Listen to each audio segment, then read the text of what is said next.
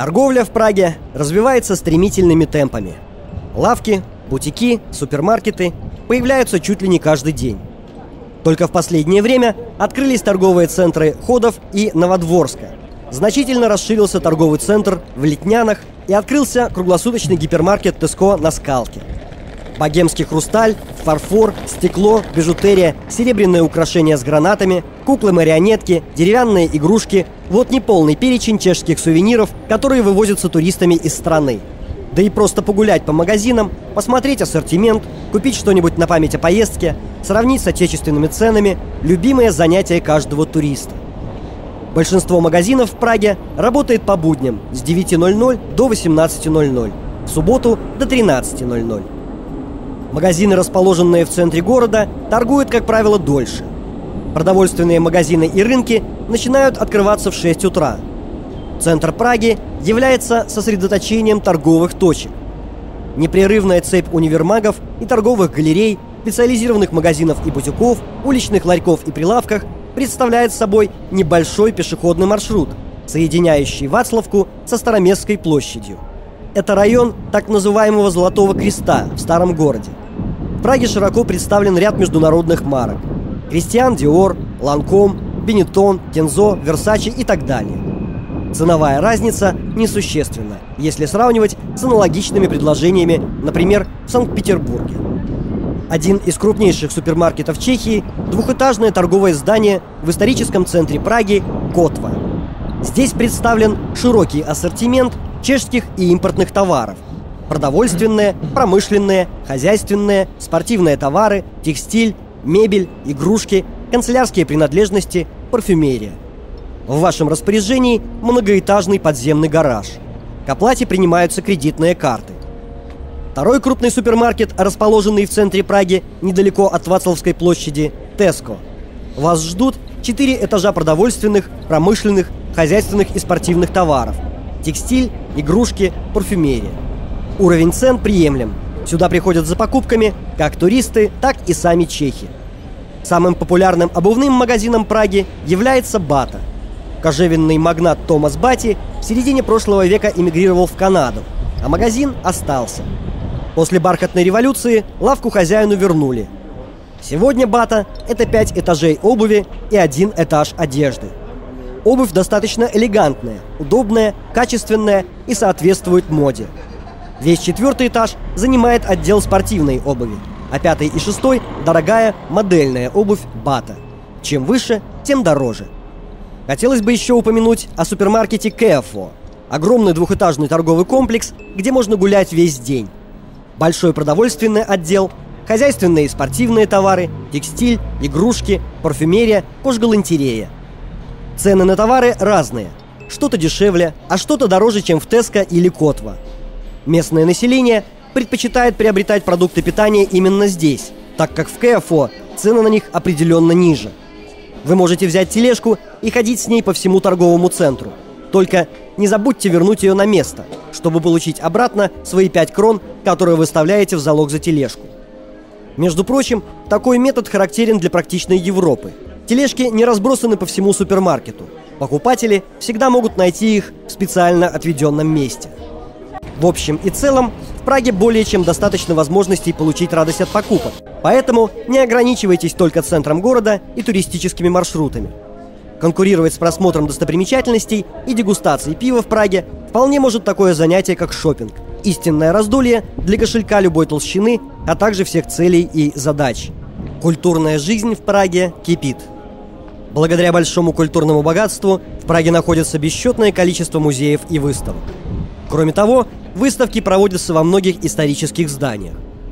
На Вацлавской площади находится самый крупный музей в Чешской Республике – Народный музеум, то есть Национальный музей.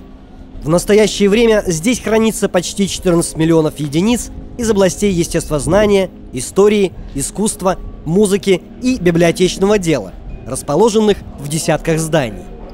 Истоки музея можно обнаружить еще в 1796 году, когда граф Каспар Штернберг вместе с группой видных дворян основал частное общество друзей искусств. Общепризнанной целью общества было возобновление содействия искусствам и манерам. В 1800 году группа основала Академию искусств, в которой студенты обучались прогрессивным формам искусства и истории. Национальный музей в Праге был основан 15 апреля 1818 года, а первым президентом Общества патриотического музея стал граф Штернберг, являвшийся попечителем и управляющим музея. Граф Штернберг был ботаником, минералогом и выдающимся фитопалеонтологом, и, видимо, поэтому изначально музей фокусировался на естественных науках. Музей не интересовался приобретением исторических предметов вплоть до 30-40-х годов XIX века, когда широко распространился романтизм, и музейное учреждение все более и более становилось центром чешского национального движения. Будучи историком и секретарем Национального музея в 1841 году, Франтишек Палацкий попытался уравнять естествознание и историю. Тем не менее, это оказалось трудной задачей, и прошло еще почти столетие, пока исторические сокровища Национального музея не сравнялись с его коллекцией естественно-научных экспонатов. Музей способствовал интеллектуальным переменам в Праге.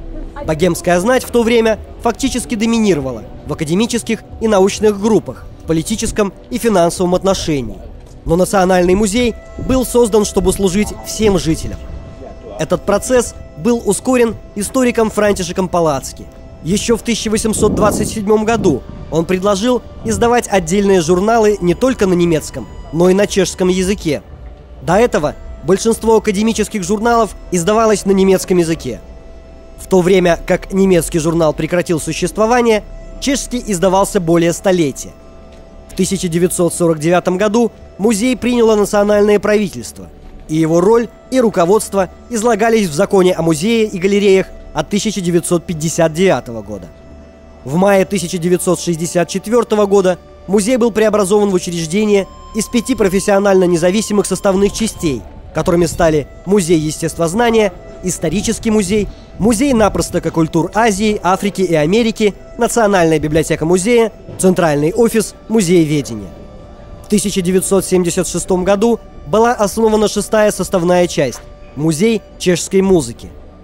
В настоящее время Национальный музей содержит несколько миллионов единиц материалов из таких областей, как минералогия, палеонтология, микология, ботаника, энтомология, зоология, антропология, а также археология, где в основном собраны артефакты неолитического времени, то есть до 10-го столетия нашей эры. Офигеть, Стоит прикол. отметить некоторые наиболее значимые отделы музея. Отдел предыстории и протоистории содержит чрезвычайно богатую коллекцию экспонатов, бывших в обиходе несколько тысяч лет назад. Отдел также содержит коллекции из области классической археологии, однако главная его ценность заключается в документальных материалах греческого и римского прикладного искусства. Среди самых ценных экспонатов расписное блюдо из никостенов, стеклянная бутылка из порто-путеола и позолоченный серебряный рог. В отделе классической археологии собраны многочисленные экспонаты, в которых прослеживается развитие Чехии. Это достигается путем приобретения предметов, которые напоминают о выдающихся датах чешской культуры и руководства, в дополнение к тем предметам, которые использовались во времена национальных бедствий. Часть средневековой коллекции посвящена оружию, используемому в движении гусистов 15-го столетия. Помимо исторической ценности, многие из предметов, представленных в этом отделе, имеют высокую художественную ценность. В их число входит серебряная диадема 12-го столетия, драгоценности эпох Средневековья, Возрождения и барокко, литургические объекты эпохи Средневековья, в том числе надгробие святого Илигиуса в форме митры, стеклянные плитки и булыжники готического стиля и стиля Ренессанса, вышитый драгоценностями антипендиум Розенберга, датируемый второй половиной XIV столетия, прекрасный богемский фарфор и стекло XVIII и XIX столетий. Цель отдела этнографии состоит в сборе и систематизации факторографического материала и данных об истории и культуре жителей Чехословакии и других европейских наций с конца 17 столетия по настоящий момент. Стоит отметить, что наибольший упор сделан на славянскую культуру. Коллекции отдела заполнены простыми деревянными и керамическими предметами, которые показывают постепенный переход от сельского уклада к все более и более урбанизированному. Отдел нумизматики – один из самых старых отделов музея. Он был основан благодаря дару графа Штернберга. Цель этого отдела состоит в том, чтобы собрать полную коллекцию официальных монет, используемых в прошлом и в настоящее время в Чехии. Кроме того, в отделе представлена большая коллекция иностранных монет, самой ценной из которых является коллекция монет классической древности. Наряду с коллекцией монет отдел также содержит большую коллекцию медалей. Отдел театра изначально является частью Национальной библиотеки музея. В самостоятельную единицу он выделился в 1930 году.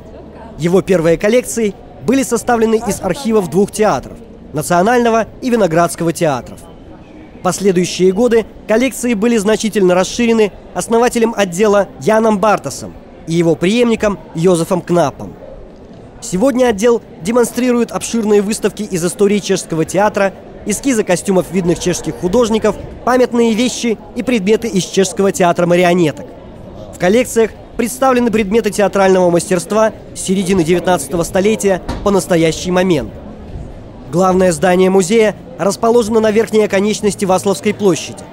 Оно было построено видным чешским архитектором неоренессанса Йозефом Шульцем в 1885-1891 годах.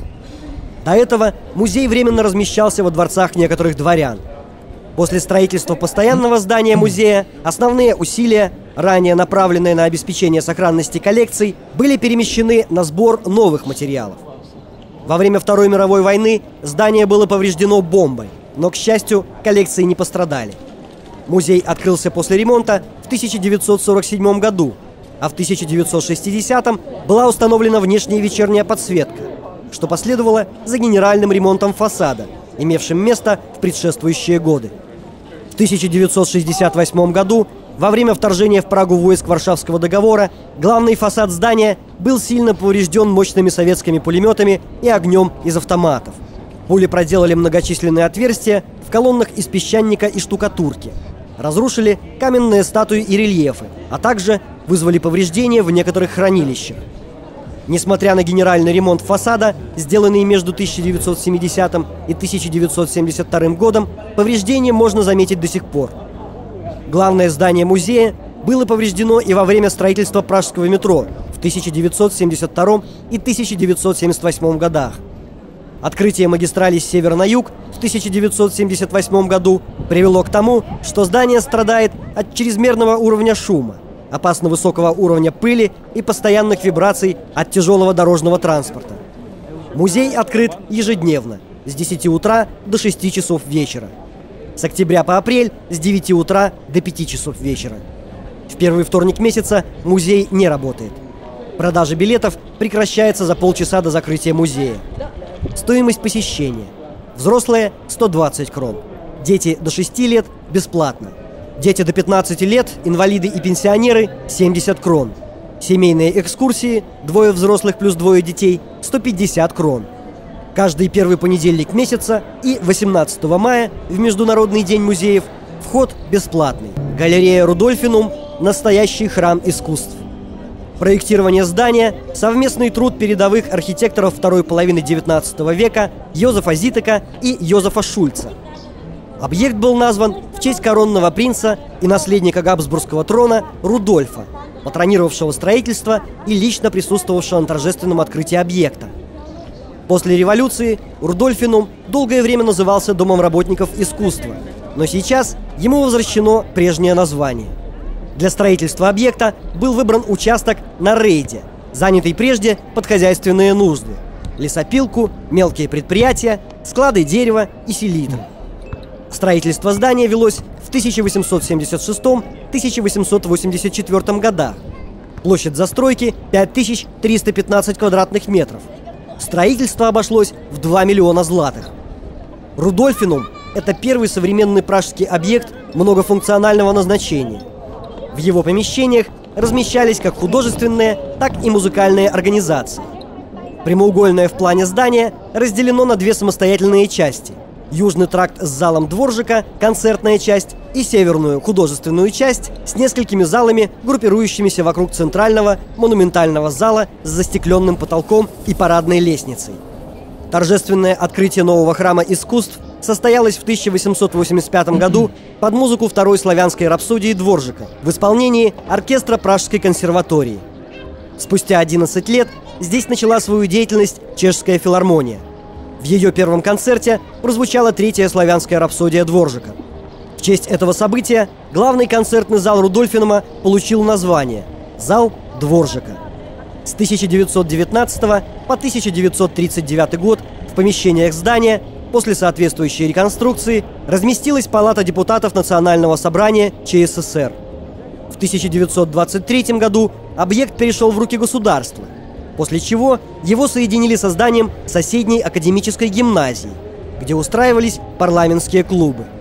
Во время войны часть здания реконструировали для сугубо музыкальных целей немецкой филармонии, что, собственно, спасло и реабилитировало концертную часть объекта. Благодаря архитектору Энгелю зал Дворжака был спасен. При этом были проведены работы по усовершенствованию акустики помещения. Во время оккупации с аттика Рудольфинума убрали статую Мендельсона по причине его неарийского происхождения. Не особенно разбиравшиеся в музыке рабочие поначалу чуть было не демонтировали статую Вагнера, любимца Гитлера, но, к счастью, ошибка была вовремя замечена. После демонтажа скульптура Мендельсона была тайно укрыта, а после войны возвращена на свое историческое место. После 1945 года помещения Рудольфинума служат для проведения концертов Чешской филармонии и в качестве учебных аудиторий музыкальной академии и консерватории. Первый фестиваль «Пражская весна» состоялся в Рудольфинуме в 1946 году и, став традиционным явлением во всем музыкальном мире, ежегодно устраивается и в наши дни. Он проходит в течение 2 последних недель мая и привлекает меломанов со всего мира. За дирижерским пультом в этом концертном зале стояли такие великие музыканты, как Дворжак, Чайковский, Брамс, Григ и другие. Концепция последней реконструкции – отзвук первоначального замысла. Свое изначальное название Рудольфинум вернул после обновления в 1990-1992 годах, после которого каждая деталь, архитектурный элемент и все художественное оформление, включая окружающее пространство, соответствуют подлинному замыслу строительства объекта. На аттике здания отреставрированы изваяния таких прославленных музыкальных деятелей, как Гендель, Бетховен, Моцарт, Бах, упомянутый выше Мендельсон. В их создании принимали участие австрийские, немецкие и чешские скульпторы.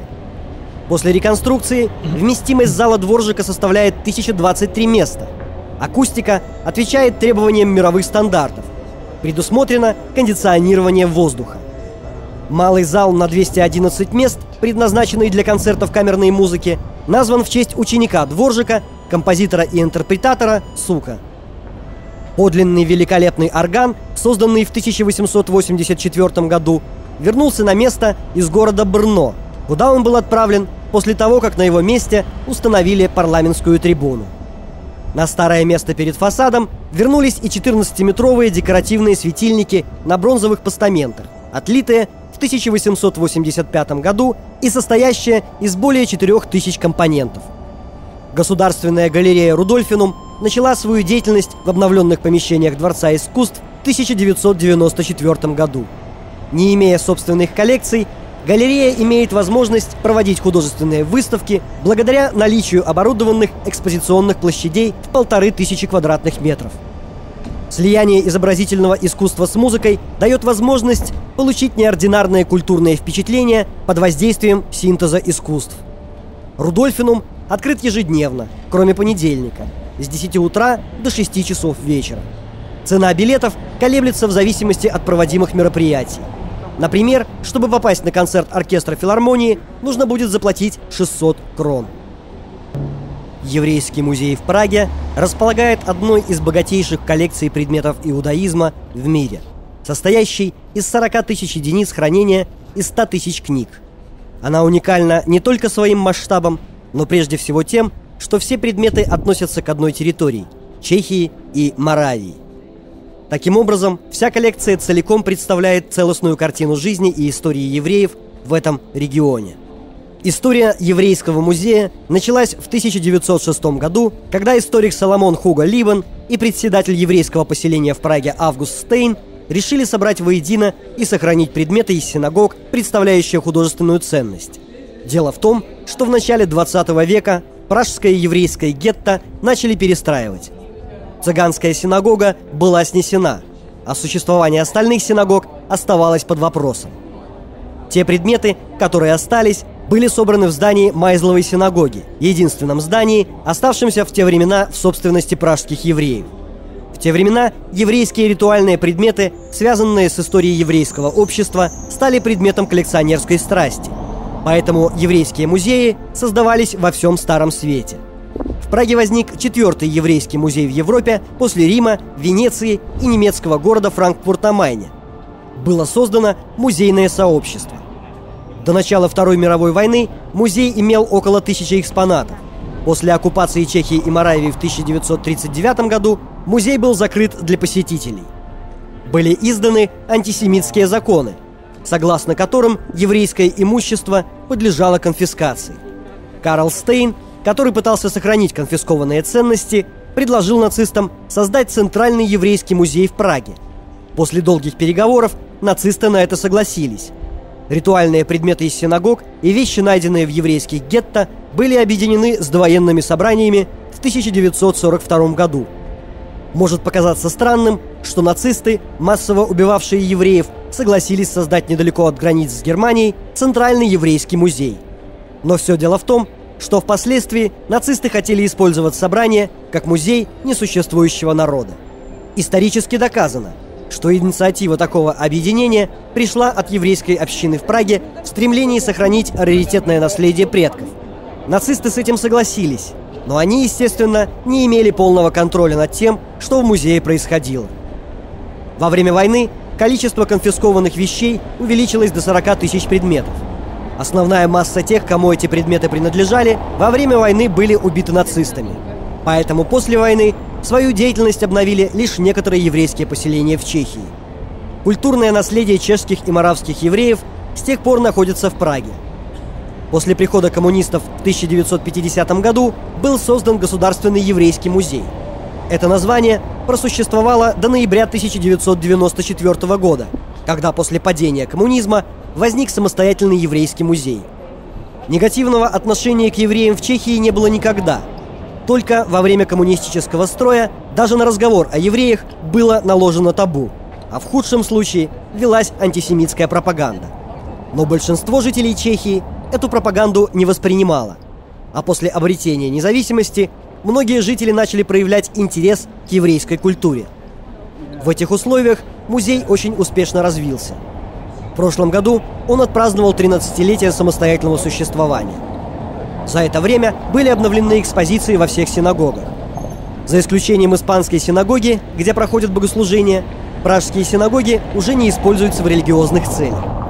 Недавно музей открыл новую экспозицию, посвященную истории евреев, их традициям и обычаям. Также открылся образовательный и культурный центр. Вся собственность музея находится во владении еврейской общины Чехии, которая имеет своего представителя даже в Министерстве культуры. 4 синагоги – Майзлова, Пинкасова, Клаусова и Испанская, 2 еврейских кладбища, Старое и кладбище в пражском районе Жишков, а также зал для обрядов – это самое крупное еврейское наследие в Европе, которое насчитывает 40 тысяч экспонатов и 100 тысяч книг. Музей по количеству экспонатов является одним из самых богатых в мире и самым богатым во всей Европе. Что касается отдельных предметов, то наибольшего внимания заслуживает ценное собрание еврейского текстиля, которое документирует текстильные предметы для синагог с конца XVI и до начала XX века, редкие средневековые рукописи и печатные издания, предметы из серебра и других дорогих металлов. Есть здесь и коллекция с трагической судьбой. Это собрание детских рисунков из концентрационного лагеря Терезин. Еврейский музей в Праге уже много лет является самым посещаемым в Чешской Республике. В прошлом году его осмотрело 666 тысяч человек. Музей открыт все дни недели, кроме субботы, с 9:00 до 16:30. Стоимость билета – 300 крон.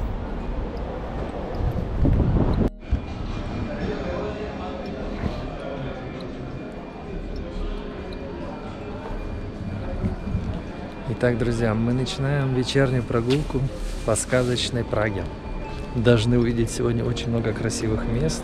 Пройдемся по тем же главным площадям, но уже в вечерних красках.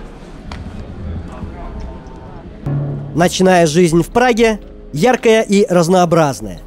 Но если днем Прага – это всевозможные экскурсии, тихие улочки с прекрасным видом, достопримечательности, музеи, то ночная Прага удивит вас своей красотой, веселой ночной жизнью. Создается впечатление, что вы попали в сказку для взрослых. Центр Праги отлично освещен и выглядит из-за этого еще прекраснее. С транспортом проблем нет, работают ночные маршруты. На остановках висят две таблички – белая и темно-синяя. Темно-синие таблички и есть маршрут ночного транспорта. Прага удивит вас изобилием ночных заведений. Это всевозможные ночные клубы, дискотеки, пивные бары, рестораны. Цены поразят своей доступностью. Поэтому вопрос, чем заняться в Праге ночью, просто не возникнет. Скорее возникнет вопрос, куда же именно сходить. Для этого нужно определиться, чего именно вы хотите сегодня ночью. Если вы решите, что хотите послушать живую музыку или просто отдохнуть в приятной для вас обстановке, вам стоит посетить один из ночных клубов Праги. Лучшие клубы Праги назвать тяжело, потому что каждый хорош по-своему. А вот самые популярные клубы Праги – это «Радость FX», «Дуплекс», «Дефиле», «Face to Face» и «Stones».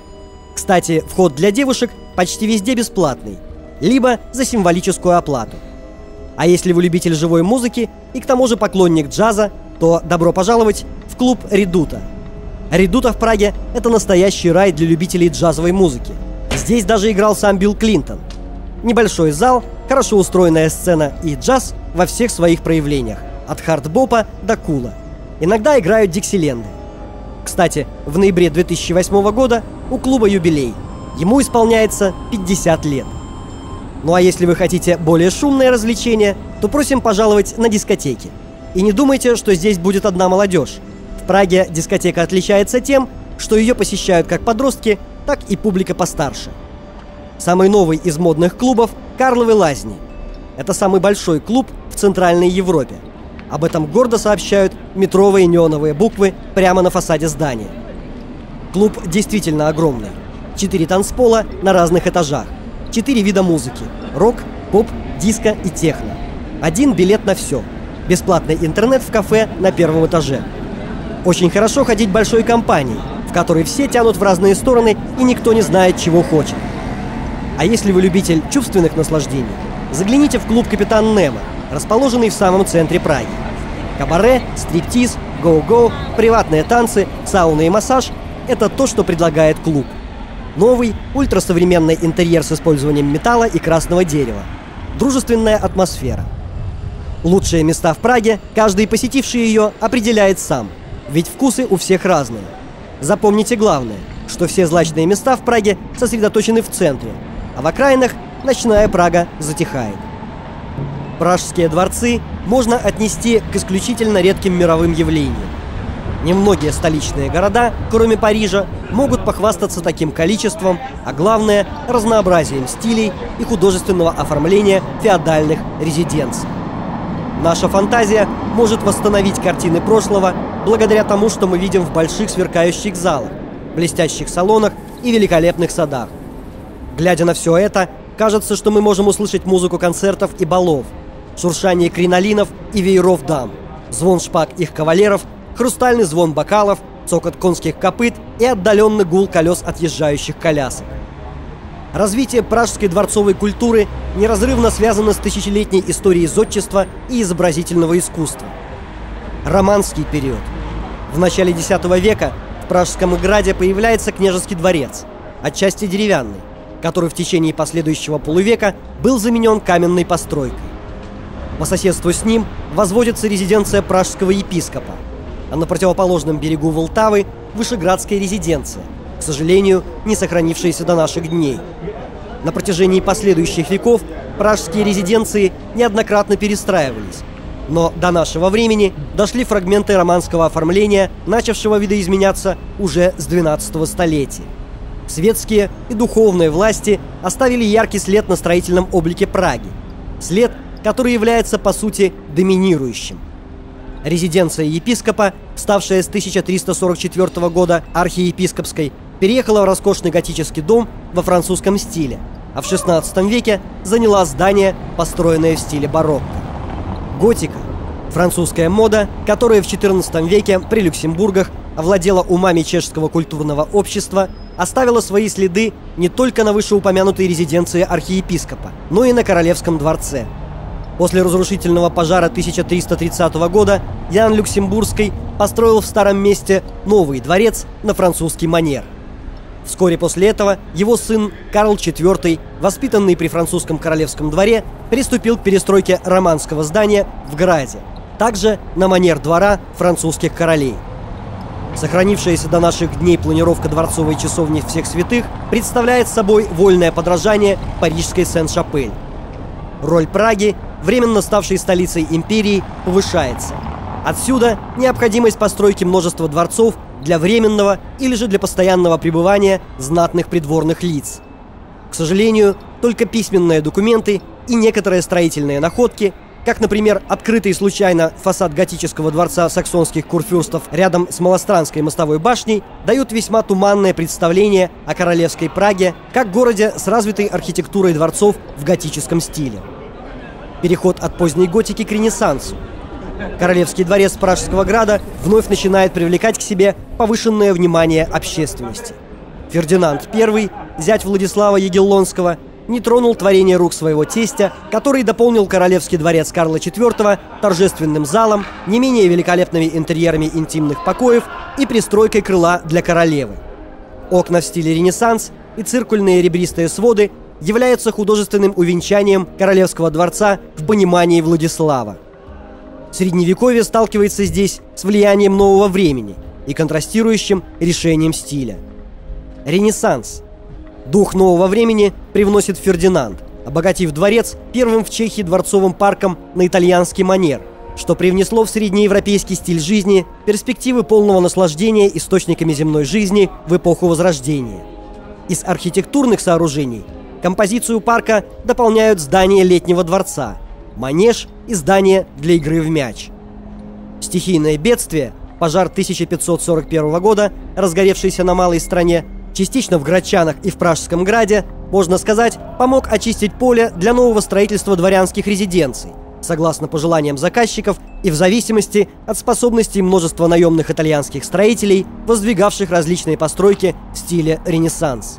При этом возникает сочетание итальянских образцов с отечественными строительными обычаями, своего рода местная форма чешского Ренессанса, в стиле которого было перестроено немало городских построек.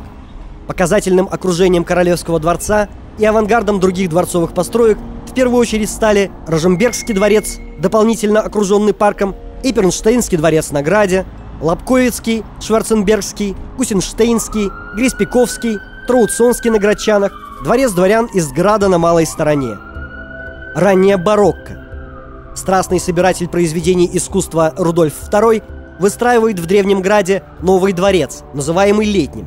Затем новые торжественные залы, галереи и испанский зал, а также свою прославленную Кунсткамеру.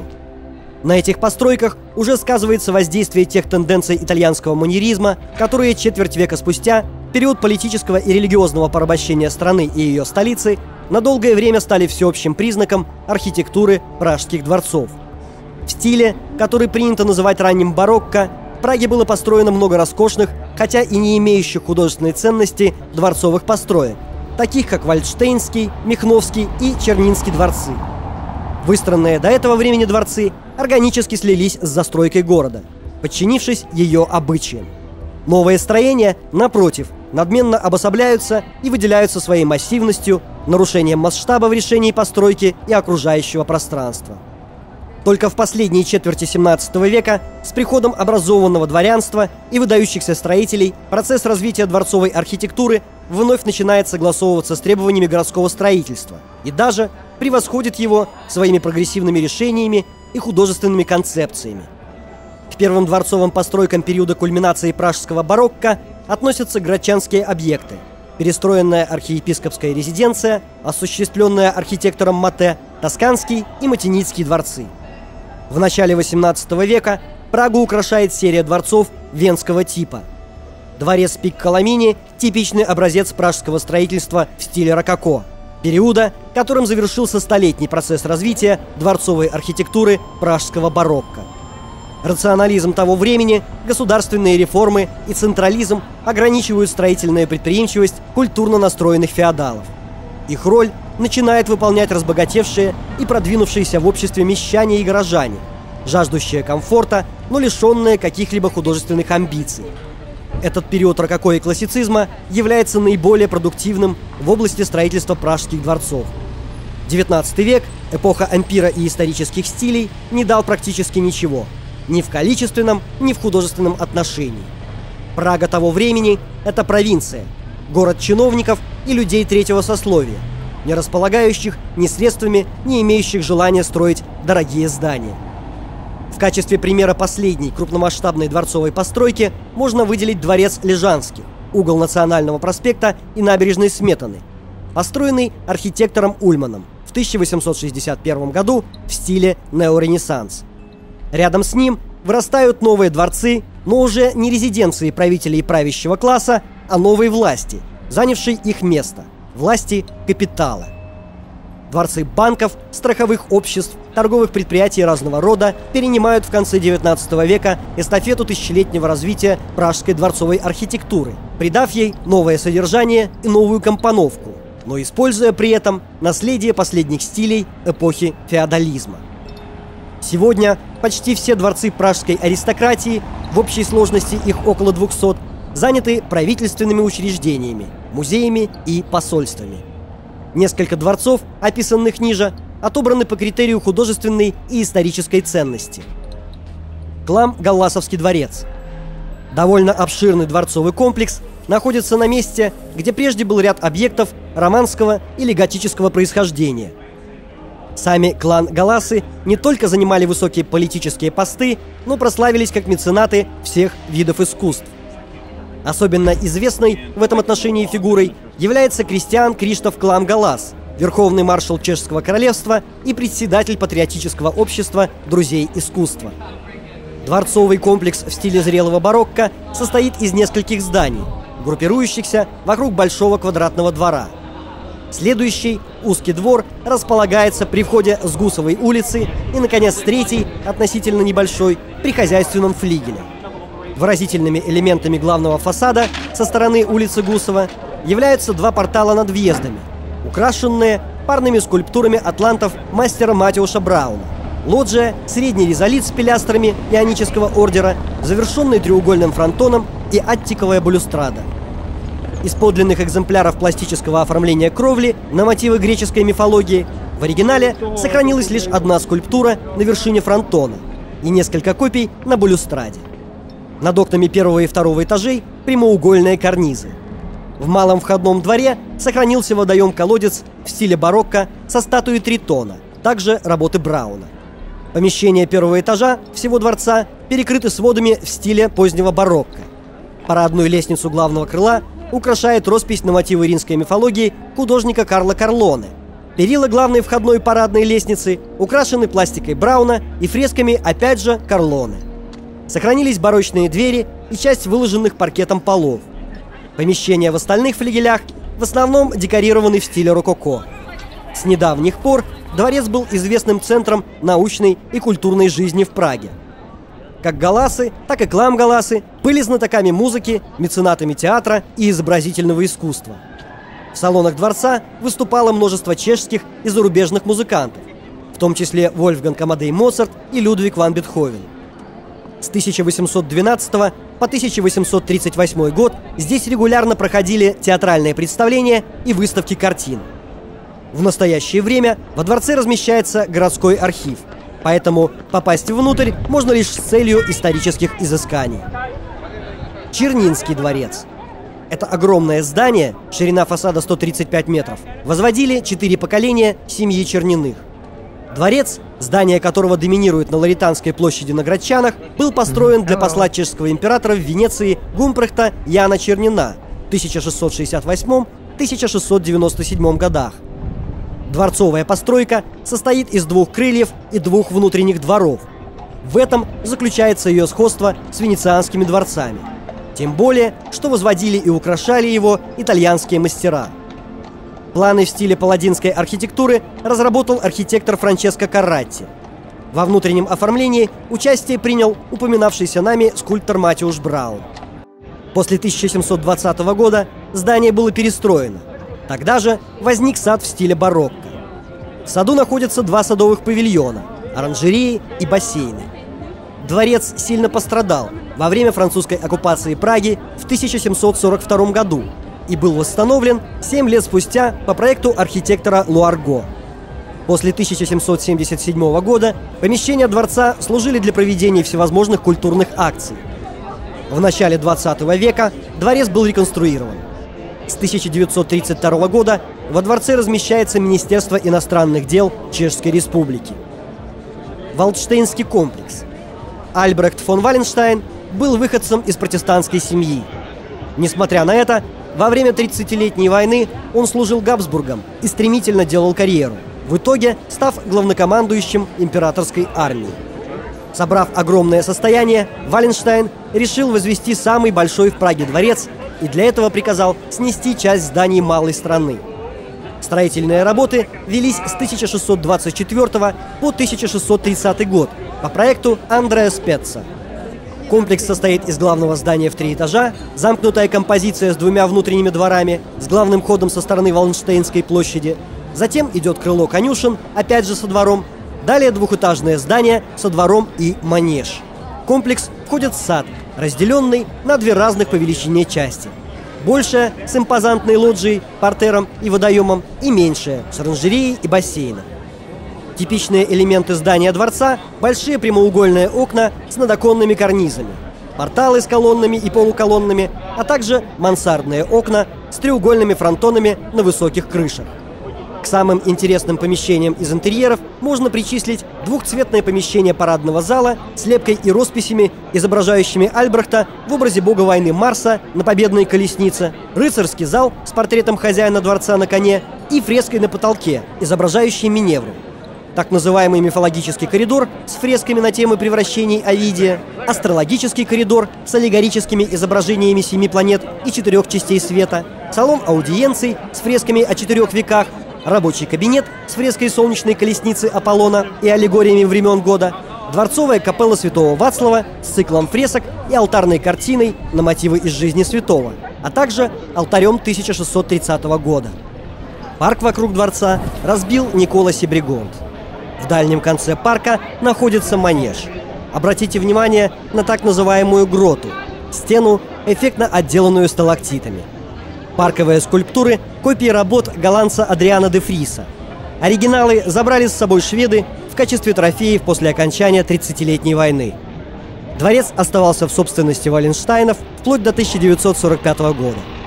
В марте 1996 года дворцовый комплекс был передан Сенату, а месяц спустя вышло постановление об обновлении и реконструкции дворца. Работы завершились в рекордно малый срок – всего за 6 лет. Теперь это первая светская постройка эпохи раннего барокко, реконструирована таким образом, что может служить не только для нужд Сената, но и для широкой публики. Стоимость реконструкции грандиозного дворцового комплекса составила 1 миллиард 200 миллионов крон. Сейчас здесь круглый год проходят акции для широкой общественности. В Валдштейнском манеже проходят крупные выставки Национальной галереи. Открыт для посещений сад площадью почти в 2 гектара. Кроме того, в субботу и воскресенье с 10 до 16 часов можно осмотреть часть великолепных интерьеров дворца. Королевская дорога – одна из наиболее важных в Праге. Она известна также за пределами Чешской Республики. На протяжении многих веков по ней шествовали чешские короли и королевы при коронационных торжествах и пышных въездах в Прагу. По ней направлялись к аудиенции зарубежные послы. Согласно правилу, установленному Карлом IV, при вступлении на престол нового короля, коронационное шествие начиналось на Вышеграде и следовало в Пражский град по этому пути. В старом городе королевская дорога идет от Пороховой башни по Целетной улице к Староместской площади и по Карловой улице выводит на Карлов мост. Следуя дальше по территории малой стороны, она идет по Мостецкой улице, пересекает Малостранскую площадь и по Нерудовой улице выходит к Пражскому граду. На всем пути нарисованные, вылепленные или созданные каким-нибудь иным способом хранители старинных пражских домов. Они напоминают о тех временах, когда вместо металлических табличек с номерами домов вы могли увидеть красного орла, белого павлина, черное солнце, золотого оленя, страуса, грифа, золотую змею. Эта прелестная традиция обозначать дома домовыми знаками существует в Праге с XIV века. Домовые знаки своим специфическим художественным языком рассказывают о жизни давних обитателей домов, о профессии, занятиях и привычках домовладельцев, об их именах и кличках. Рассказывают они и легенды, которые связаны с некоторыми из домов. Отправимся в путь с площади Республики. Там, где в настоящее время стоит красивое здание Дома городского муниципалитета в стиле эклектики, когда-то находился Королевский дворец. Он был построен в конце XIV века по приказу Вацлава IV, сына Карла IV, короля германского и чешского, императора Священной Римской империи. В XV веке недалеко от Королевского дворца были построены пороховые ворота. Пройдем через них и сразу же очутимся на Королевской дороге. Ее первая часть называется Целетная улица. Она связывает пороховые ворота со Староместской площадью. В течение многих веков здесь чеканились чешские монеты. Кроме того, площадь буквально усеяна домовыми знаками на фасадах. Первый же перекресток украшает Мадонна в стиле барокко за золотой решеткой на кубистском доме у Черной Богоматери. В доме у Красного Орла уже в конце XVIII века находилась кондитерская. Если вам захочется хорошего пива, зайдите в дом напротив. Здесь находится отличная пивная под названием «У Грифа». Когда-то здесь был славный старопражский трактир с собственной пивоварней XIV века. Староместскую площадь окружают красивые дома зажиточных горожан с готическими, ренессансными, барочными фасадами.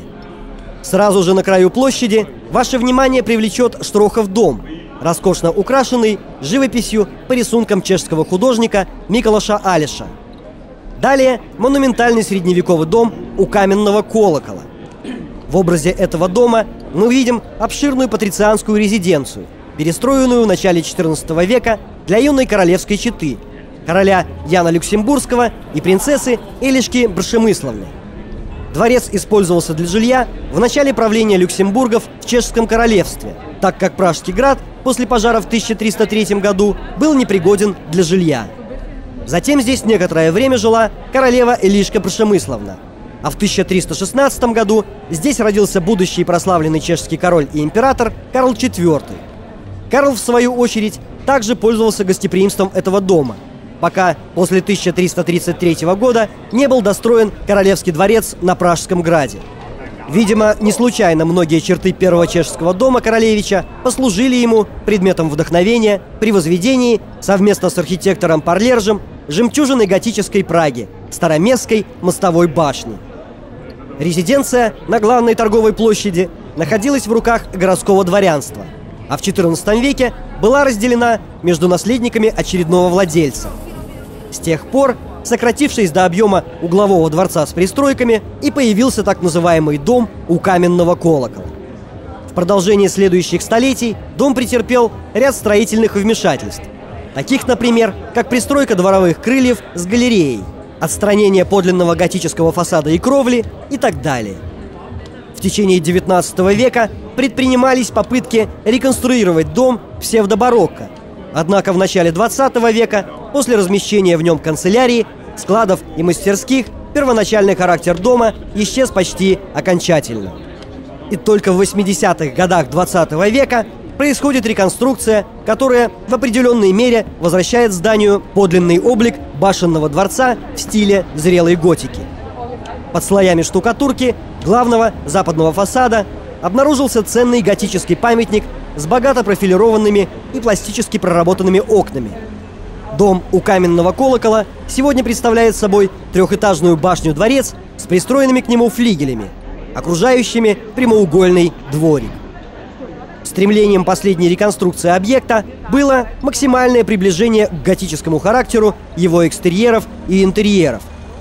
От подлинного былого великолепия остался восстановленный пластический декор фасадов и настенные росписи в интерьерах парадных залов 2 и 3 этажей. Сохранившиеся частично собранные из кусочков пластики, украшавшие фасад, выставлены в экспозиции первого этажа и являются образцами зрелости среднеевропейской традиции скульптурного убранства XIII века. Первоначально междуоконные ниши третьего этажа украшали скульптурные образы правителя, его жены с королевскими регалиями, фигуры, одетые в парадные платья с королевскими плащами, и два вооруженных охранника по сторонам, а также изображения патронов на фасаде второго этажа. Что касается пластического убранства интерьеров и их детальной проработки, то тут явно проглядывается влияние придворного искусства Западной Европы. От первоначальных интерьеров остались лишь капелла с прихожей в первом этаже южного крыла, перекрытая ребристым крестовым сводом. Ее стены покрыты фресками из жизни легендарного святого Вацлава, изображений Христа и святых. В парадных залах второго и третьего этажей осталась часть подлинного декоративного убранства. Входной портал, подоконные сиденья и тронная тройная ниша с балдахином. В настоящее время объект используется галереей столицы Праги для проведения концертов и закреплен за городской галереей Праги в качестве экспозиционной площади для временных выставок. Если вы захотите попасть поближе к ядру истории, то на этом месте сверните с Королевской дороги на Мелантрихову улицу. В подвалах дома у Золотого кофейника вы увидите готический и романский каменный интерьер расположенного здесь винного погребка. Существует легенда, что это место подземным коридором связано с ратушей. Давайте вернемся к ратуше. Ее составной частью является также украшенный фигурным сграффито «Дом у Минуты», название которого возникло в XIX веке, когда здесь находился склад и продажа табака и сигарет. Королевская дорога поведет нас дальше, на Малую площадь, с ее средневековым фонтаном, окруженным ренессансной решеткой и расположенным в центре площади. Здесь же вы увидите подлинный дом в ренессансном стиле у трех белых роз. Сегодня его называют Роттов дом, так как в конце XIX века он был перестроен для нужд Ротта, торгующего с кабинным товаром. Сейчас здесь находится самая лучшая в Праге кондитерская. По извилистой романтической Карловой улице, проходя мимо обширного комплекса исторических зданий Клементиума, в котором в настоящее время помещается Национальная библиотека Чешской Республики, выйдем на Крыжовницкую площадь. Минуя Карлов мост, Королевская дорога идет дальше. По Мостецкой улице доходит до Малостранской площади, проходит мимо могущественного здания в стиле барокко – храма Святого Микулаша. Минем храм и выходим на Нерудову улицу. Так она названа в честь чешского писателя, поэта и журналиста Яна Неруды, который жил тут несколько лет во второй половине прошлого века в доме номер 47 со знаком «У двух солнц». На этой улице вы увидите, например, дом у святого Яна Непомуцкого, у Золотого ключа, у Зеленого рака и много других. Идем дальше. Круто поднимающаяся улочка к граду связывает Нерудову улицу с Градчанской площадью. Проходит мимо смотровой площадки, откуда открывается действительно королевский вид на Прагу. Это, собственно, конечная цель прогулки – Пражский град. Пражский град, расположенный на высоком левом берегу Волтавы, является архитектурной доминантой Праги. Каменная крепостная стена XII века замыкает постройки Пражского града в обособленную территорию. Среди 35 объектов – дворцовое и церковное строение, сады, фонтаны, мосты. Самое знаменитое – собор Святого Вита, Пороховая башня и Золотая улочка. Войти в Пражский град можно через парадные ворота с Градчанской площади. У ворот выставлен почетный караул, смена которого производится каждый час. Здесь начиналось чешское государство. Его история теснейшим образом связана с Пражским градом. Город, заложенный в конце IX века, с первых дней стал бессменной резиденцией чешских королей, а с 1918 года местом пребывания президента Чехословацкой республики. С 1 января 1993 года град является резиденцией президента Чешской республики. Если над дворцом развивается флаг, значит президент находится у себя в кабинете. Пражский град занесен в Книгу рекордов Гиннесса как самая большая резиденция главы государства. 1 километр с запада на восток, 400 метров с юга на север. Кафедральный собор Святого Вита является главным чешским храмом. Готический храм был основан Карлом IV в связи с повышением пражского епископства до архиепископства в 1344 году. Проект собора принадлежит французскому архитектору Мате из Араса, который вел строительство до 1352 года. После него продолжал архитектор Петр Парлерш и его сыновья.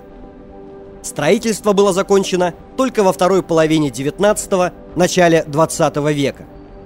Западный неоготический фасад характеризует две узкие башни, охватывающие высокий фасадный фронтон. К наиболее интересным помещениям собора Святого Вита относится капелла Святого Вацлава, построенная в 1366 году. Здесь покоятся мощи национальных святых Чехии. В центре капеллы находится готический каменный надгробный памятник Святому Вацлаву, работы Камила Гильберта, датируемый XIV веком. Коронационные регалии чешских правителей хранятся в коронационной палате, для открытия которой должно собраться 7 хранителей ключей. Корона была посвящена главному покровителю чешских земель святому Вацлаву и была изготовлена, вероятно, в 1345 году. Жезл и держава датируются первой половиной XVI века. Здесь же хранятся меч святого Вацлава и коронационный крест. Пресвитерий со сводами – самая старинная часть собора, датируемая серединой XIV века. Большие окна на высоких хорах застеклены прекрасными витражами. Над аркадами с колоннами между главным и боковыми нефами протянулся трифорий, над которым размещены бюсты членов семьи императора Карла IV. Название «Золотая улица» легенды связывают с якобы жившими здесь алхимиками, искавшими рецепт изготовления золота для короля Рудольфа II. История этого факта не подтверждает. В XVIII-XIX веках здесь селилась городская беднота, а в XX веке небогатая богема. Домики были отремонтированы в середине XX века, и в них разместились магазины сувениров, выставки и кафе. С обеих сторон к улочке примыкают артиллерийские башни Далиборка и Белая, являющиеся составной частью крепостных стен града, построенных королем Владиславом Ягеллонским в конце XV века. Обе башни использовались как тюрьмы. Причем Далиборка названа по имени ее первого узника, рыцаря Далибора, посаженного в крепость в 1498 году. В конце XVIII века в башнях были устроены квартиры. В самом конце третьего двора Черная башня, воздвигнутая в первой половине XII века, как часть оборонительных укреплений града. Пражский град окружен со всех сторон древними садами, расположенными на разных уровнях. В сады можно попасть непосредственно с крепостных стен. Королевский сад был разбит в 1534 году для Фердинанда I, которого не устраивала доставшаяся ему в наследство тесная средневековая резиденция. Он приказал разбить обширный сад и таким образом расширил площадь града за Оленей ров. С самого начала в Королевском саду выращивались экзотические растения, к числу которых относились в то время и тюльпаны. С течением времени сад увеличивался, менял планировку и стили, украшался постройками. Первоначальный облик в стиле Ренессанс в XVIII веке был изменен на стиль барокко, а в XIX веке сад переделали в регулярный английский парк. По образцу итальянских вилл, приглашенные Фердинандом итальянские архитекторы начали строить в саду в 1538 году летний королевский дворец. Дворец, называемый также Бельведером, чистый образец классической итальянской архитектуры эпохи Ренессанс. Дворец окружен галереей 1540 года. Кроме летнего дворца, посвященного королеве Анне, в саду вскоре появились и другие сооружения, служившие развлечению двора, например, зал для игры в мяч. В конце XVIII века при императоре Йозефе II летний дворец был преобразован в артиллерийскую лабораторию. Перед летним дворцом разбит садик в стиле Ренессанс со стриженными кустами и цветочными клумбами. В центре его находится поющий фонтан. Отлитый в 1568 году из металла фонтан издает музыкальные звуки под струями падающей воды. Королевский сад плавно переходит в Ходковский. Это один из старейших садов в Праге, разбитый в 1831 году графом Хотеком на месте бывшего военного плаца и склада древесины.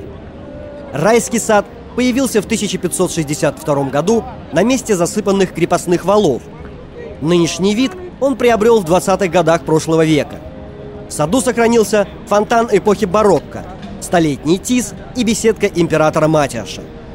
Внутри беседки деревянный столб с 39 гербами земель, составляющих его владение. Сад на валах является продолжением Райского сада. Историческим ядром Градчан является Градчанская площадь, сохранившая свою планировку со Средневековья, когда здесь находился центр старого города. После большого пожара в 1541 году на месте домов горожан выросли дворцы знати и церковнослужителей. Вокруг площади сохранились несколько усадеб, возникших еще до появления градчан.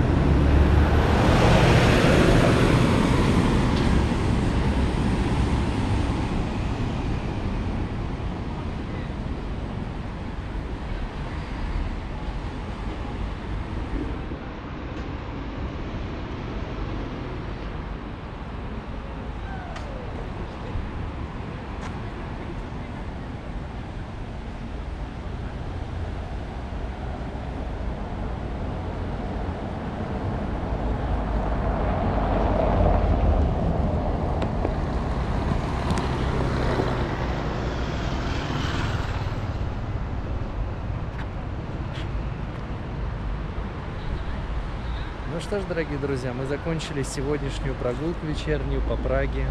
Прекрасная страна Чехия. Завтра мы отправляемся в следующий город пробовать Пилснер Арквел прямо на завод, где оно производится. Счастливо!